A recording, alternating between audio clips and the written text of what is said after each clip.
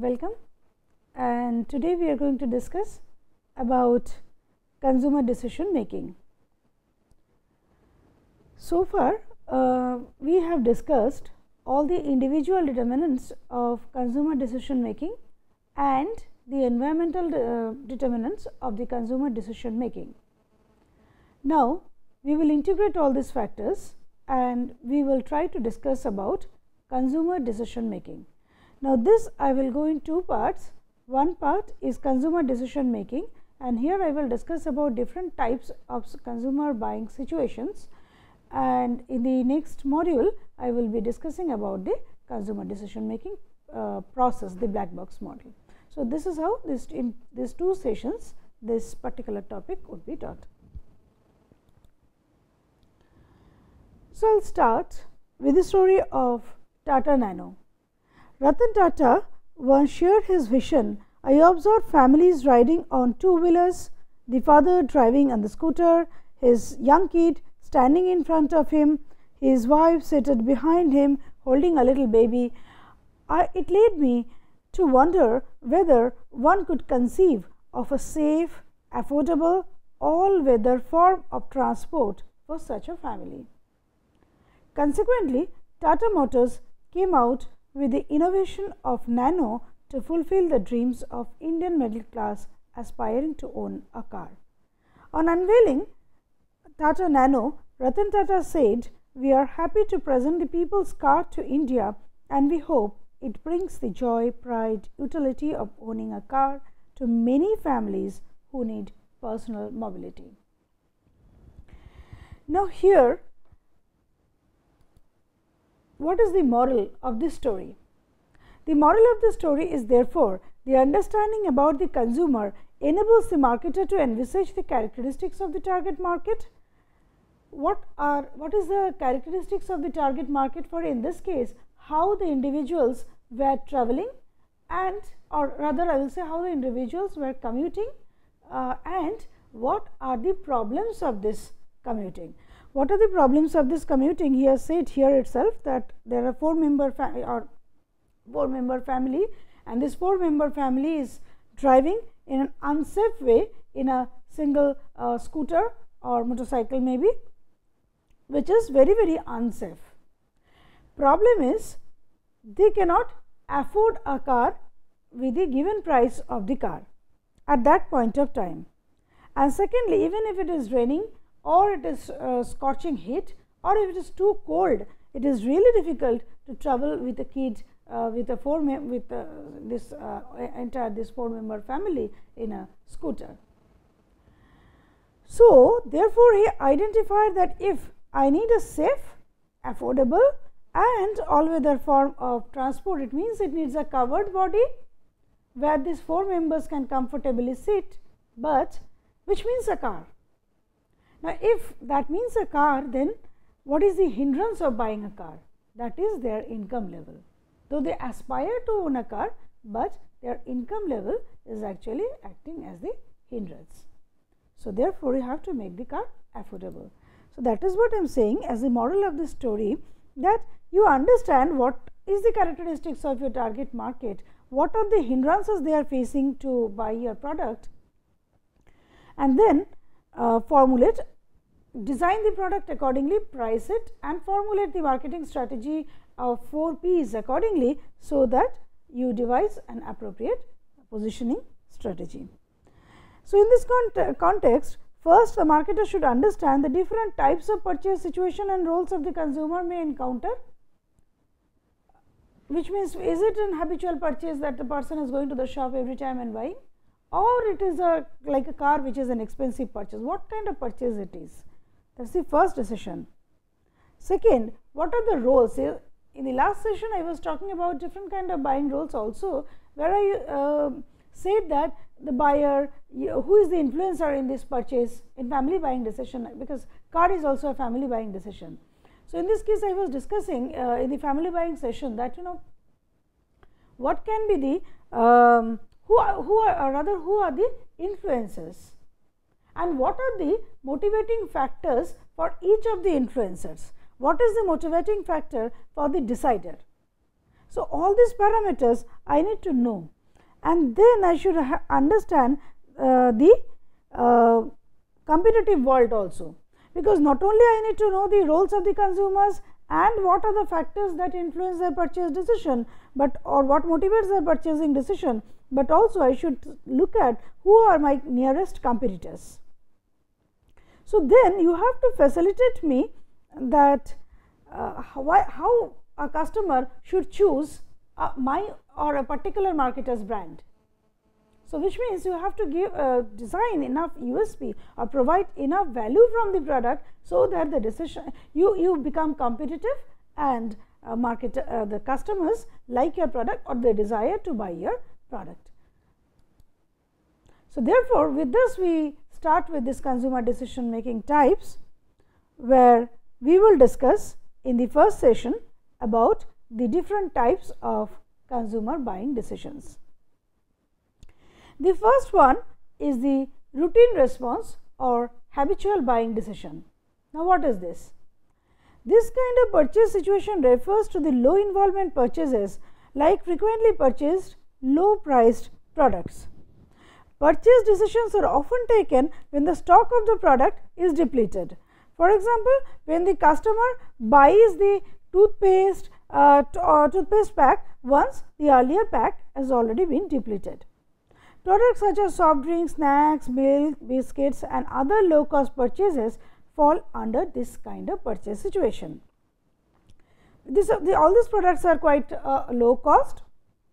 Customers are purchasing it quite frequently, and obviously customers are much aware about what are the nature of soft drinks, how to consume it, or what are the benefits of consuming a snack, particularly what is the taste of a particular brand of biscuit, and which brand of biscuit is better than the other, which brand better in the sense better in, with respect to the customer's taste bud. So, sometimes it may be like a customer is using a brand from generations together, like Colgate toothpaste is used by many Indian families across generation. Now, as the purchase evolves, very low cost products, consumers do not spend much time, effort to purchase them. It is just like my stock is depleted and I purchase. So, here there is a risk from the marketer's point of view. What is that? Risk is, risk is twofold. A is, as a consumer, I will go to the shop to buy a packet of Britannia Milk Bikis, but in case in my nearest retail shop this Britannia Milk Bikis is not available, of course I will not go another 10 minutes or 15 minutes to another shop to buy a packet of Britannia Milk Bikis. I will not do that. What I will do is, I will switch over to a similar brand which is available in that shop. For example, I may shift to Horlicks biscuits. Okay. So, this I can do, or I can also shift to Tiger biscuits or the similar kind of biscuits from Parle. So, I will do this. So, which means there is a high chance of brand switching by the customer, and because the perceived risk is very less. If I switch the brand and I find that the brand is not so good, then in the next month or in my next purchase, just maybe next week when I am going to purchase another packet of biscuit, so that time maybe I can replace the brand, and I can buy the brand which I used to buy. Risk is, if I instead of Britannia Milk Bikis, if I buy Tiger biscuit, switch this brand and buy a Tiger biscuit and I start liking it, then maybe I permanently adopt Tiger biscuit in place of Britannia Milk Bikis. So, that would be the threat for the Britannia Milk Bikis. So, this is the first thing in this kind of product from the marketer's side, that they have to ensure enough availability of the product. And not only availability, the product has to be visible in the shop also. For example, Horlicks Foodles. See, if Horlicks Foodles, the major problem of this product not to be very successful in the Indian market probably is, A, it could not connect with a proper positioning strategy. Yes, because it was saying healthy noodles, but how it was healthy in the promotional message, it was not very clear, and noodles by default is not so healthy. Now, another major problem in this case was that whenever a person used to go to the shop, we see in the danglers or in the front rows, we always used to find Maggi or Top Ramen or this kind of Maximum UP or this kind of brands. Horlicks Poodles was hardly visible. So, the customer has to go and ask the shopkeeper that, do you have this Horlicks Poodles? So, this used to create a kind of problem, because the customer for this kind of product, they may just say that give me a packet of noodles, or at times for this kind of products, like for whenever even you are buying Top Ramen, the customers most often say give me a packet of Maggi. Now, whichever brand of noodles is available, the marketer gives the shopkeeper gives that only, and the customer feels that they are buying Maggi only, because Maggi has almost become a generic brand. So, this kind of problem may happen, and for that reason the product may not be, even if the product is good, it may not be sold. So, this is the kind of problem. Another problem is, in this case, customer, since the chance of brand switching is very high, the extent of promotion, the frequency of promotion, or rather in advertising terms we say the number of impressions it is making, okay, the number of exposures actually. So, this also has to be more, so that the brand stays in the top of the mind recall of the customers. And that is the reason for soaps and all this. So, for example, even I am talking about Boroplast, or even I am talking about Navratna Tel, or this kind of products where the involvement level is a low cost product, where the involvement level is very low and there is a high chance of brand switching. And not only brand switching, customer may not remember the brand you have promoted, and whichever they find in the shop, acha theek hai ek tel de dijiye kind of image when they say, or the statement which they say, they can buy any brand in that particular price range may sound similar to them. Especially when you are talking about the bottom of the pyramid customers, where the level of literacy is very low, they sometimes by the price tag they denote the brands, which means they say give me a 10 rupees wala hair oil, or give me a 10 rupees wala packet of biscuit. So, like this, there is a high chance of replacement by at the shopkeeper level. So, there are two things: A, you have to ensure the availability as a marketer; B, you have to promote enough so that the customer can at least have the pictorial cue or the visual cue of the product, so that in the shop they can easily connect with the brand and remember it, recall it and select it. And third, you have to keep the shopkeepers into confidence by proper margin and all that, so that at the retail level replacement of the brands does not happen against you actually. The next part is the limited problem solving behavior. Now, a limited problem solving behavior encompasses more involvement and effort of the buyer than the routine response behavior. More specifically, then the product class is known, but the customer is not very sure about the newly launched brand attributes.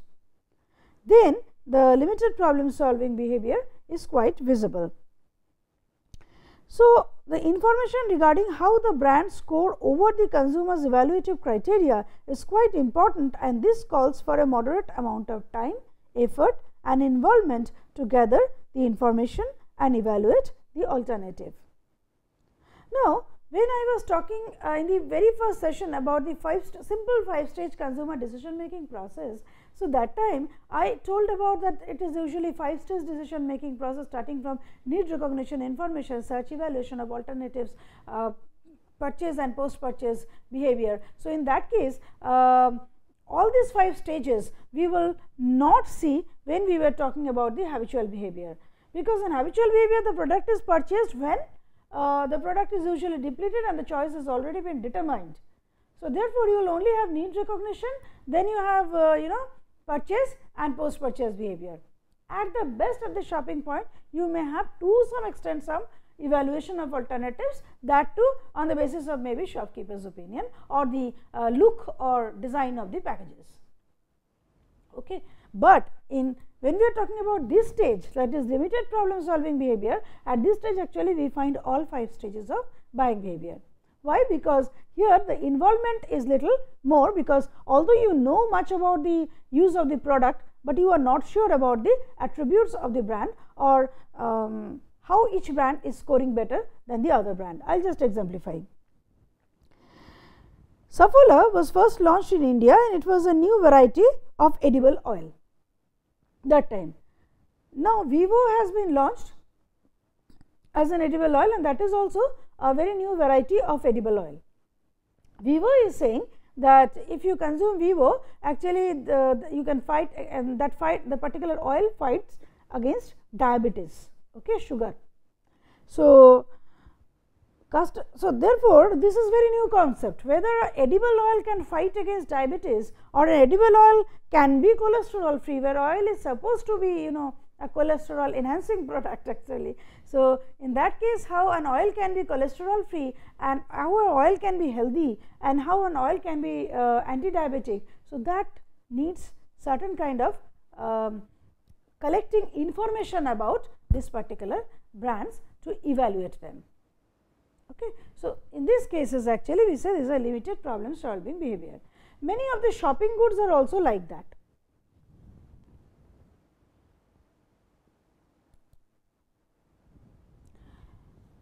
Now, we talk about different type of buying behavior, where actually all 5 stages of consumer buying behavior is widely visible. So, this is known as complex buying decision making or extensive decision making. This complex buying decision involves the high involvement, unfamiliar, expensive or infrequently bought purchases. This kind of purchasing is normally associated with a high degree of economic, performance related and even psychological risk. Why do we say that? Because it is a high price product. So, therefore, it involves high financial risk. For I want to buy a car, and if the car every time troubles me after that, so which means that I have actually bought a bad product, I have selected a wrong product and it is an expensive choice actually. So, it is performance related also, because the performance of my car will actually relate to my performance of going to my workplace also, my punctuality to go to my workplace also. Then even psychological risk, because if I buy a too expensive thing and I am not satisfied with it, then the level of cognitive dissonance would be very high in me. What is that cognitive dissonance? That is after using the product or after selecting a product, if the product's performance does not match to the expected performance of the product, that creates a certain kind of disturbance in the mind of the customer, and this is known as cognitive dissonance. This is a psychological issue or the disturbance which happens in the mind of the customer. So, when an individual, especially that I was saying that it is especially like buying a car, apartment, laptop, jewelry or selects a school for the children. So, in this kind of high involvement purchases, he usually seeks lot of information and then get involved in terms of time and effort in decision making, and then he finally comes to a decision. And many times this is not also the individual decision, many times this is also kind of joint decisions, as in family decision making I have discussed this issue. Then sometimes the product which are not expensive also, that may also become extensive problem solving behavior, come under this. Why? Because if the product reflects my personality and the social structure, for example, I am buying a wedding dress or wedding gift for my sister's marriage, it may not be too expensive, but that may show my social status or that may show the kind of person I am, whether I am liberal to give gifts or not, or my choice pattern of the gifts. So, my involvement would be very high. I am buying a sari for me, maybe for my sister's marriage. So, therefore, my involvement would be much more, because I want to look good, I want to make people understand that my choice of dress is good. So, because it reflects my personality as such. So, therefore, the involvement would be very high. So, it is not necessarily too expensive product, but ideally in most of the cases for all expensive products the decision making is quite complex. Even at times when a new technological innovation, for example, say Apple iPad or iPhone 7 takes place, the innovator category of the customers seem to be more engrossed in collecting information regarding the product. In fact, all the 5 stages of buying decision, as I told in the limited problem solving behavior also, in this case in extensive problem solving behavior also, all these 5 stages are widely visible. Now, here before going to impulse, I would like to say a small issue, that is sometimes whatever is the extensive problem solving behavior for a particular person may be a routine behavior for some other person. A newly married husband wife, when they are selecting for a travel package, maybe that time they are too involved in that package because they are not a frequent traveler, they are just going for honeymoon, or they may once in a year maybe they are going for some holiday spending and all this. So, their involvement in the tour package would be much more than a busy executive who knows that I have to travel to Delhi or Mumbai for my business purpose, and only my travel agent decides how to I just say that tonight I have to reach to Mumbai, or tomorrow morning I need to reach to Mumbai, and accordingly the travel agent will do the rest, and I am least involved after giving the tasks to the travel agent. So, that is what, because it is a routine behavior. He probably in a month he is traveling 10 times to Delhi or Mumbai, or 8 times to Delhi or Mumbai. So, he has become a habitual buyer of the airlines tickets. So, it may be like that, and sometimes which may be a routine response behavior for us, we cannot think, we may assume that it may be a very limited problem solving behavior, or even extensive problem solving behavior for some other people. For example, when I am buying an attire or dress of say 5,000 rupees, it may be a limited problem solving for me because okay, it is a shopping product, I am selecting it, or it may be an extensive problem solving behavior because it is a 5,000 rupees dress and it is quite expensive. So, and I will wear it in some party. So, I am evaluating it from across different shops, across different designs, and so on and so forth. But there may be people in a very high upper income class who might feel that 5,000 rupees is like nothing. So, they may use it for the regular wear, and maybe when they are going for party and all, they are wearing designer dress which may cost to 10,000, 15,000, 20,000 or kind of like that. Sometimes even we cannot think a very small thing for toothpaste. If you go to the remotest rural area, you will see that people are using neem sticks and all. So, which means the habit of using toothpaste is not so common, right. Sometimes they even are using tooth powders. So, the use of toothpaste is not so common, they feel it is very expensive for their regular use. So, they may think that it is a limited problem solving behavior. Sometimes we may buy it, or whenever we are going to city for ease of carrying and something, we will buy it, but that is an occasional purchase for us. That time we will get involved and find out which one is best, and we will buy that. But regular basis I am not buying it, it is a limited problem solving behavior for that particular customer, whereas we as middle class urban customers, for us this using of toothpaste is just a routine response behavior. So, all this thing might happen. Now, I am talking about a different pattern, that is impulse buying, and this is which involves no conscious planning. So, according to American Marketing Association, an impulse buying is a purchase behavior that is assumed to be made without prior planning or thought. Often it is claimed that impulse buying involved an emotional reaction to the stimulus object, product, packaging, point of purchase display or whatever, in addition to the simple acquisition act. So, in other words, impulse buying may be referred as a spur of the moment buying. There are two kinds of surveys conducted by Yankee Group and Ernst & Young to trace the nature of impulse buying on the internet. And according to the report of Ernst & Young, who conducted the study in January 2000, price discounts were the most important motivating factor for almost 88% of the respondents to go for impulse buying. The situation was quite similar to the study conducted by Yankee Group in November 2000, where 75% of the survey respondents claimed that price discounts was the best motivating agent for the customers. Many times, just to satisfy the ephemeral need such as buying chocolate, chewing gums, junk jewelry, low priced accessories, even soft drinks, the consumers go for impulse buying. Now, this concept has been well viewed in case of shopping malls in the urban area. It is often observed that the food courts, ice cream parlors, coffee shops in the shopping malls are more occupied than any other shops. Products like chocolates, magazines, razors, shaving creams, etc. are bought impulsively many a time, and that is why such products are usually placed near the cash counters in the departmental stores, so that the customers can buy them while they are waiting for their turn at the cash counter.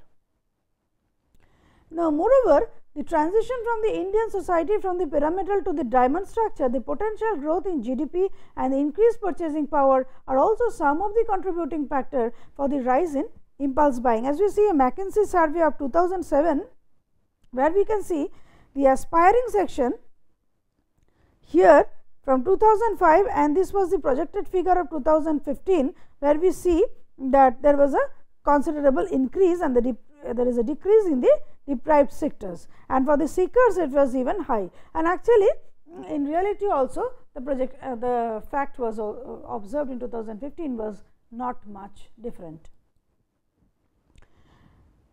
So, here one more thing I would like to say about the impulse buying is about a very short story, that what happens sometimes for the impulse buying product, since you have to keep it on display, the problem happens like this, that if the product is not visible, the customers might not buy it because they are buying it out of impulse. For example, when a child wants to buy chocolate, usually it demands when it finds it in the counter, over the counter. So, now in India there was a particular problem in the railway kiosk, for example, or these places, where India, as we know, is a very summer prone country. So, here the chocolates used to get melted in the summer. Now, if you keep the chocolate in the refrigerator, then it will not be visible to the child and it will not demand, because this product is purchased based on impulse only. So, the solution designed by the marketers was basically the transparent door refrigerators, where you can keep the product cool and as well as the product is visible also. So, these are in short the 4 stages or the 4 types of buying situations. So, keeping all these buying patterns into consideration, in the next session we will discuss about the consumer black box model of Philip Kotler, which he has propounded in 1990. Thank you.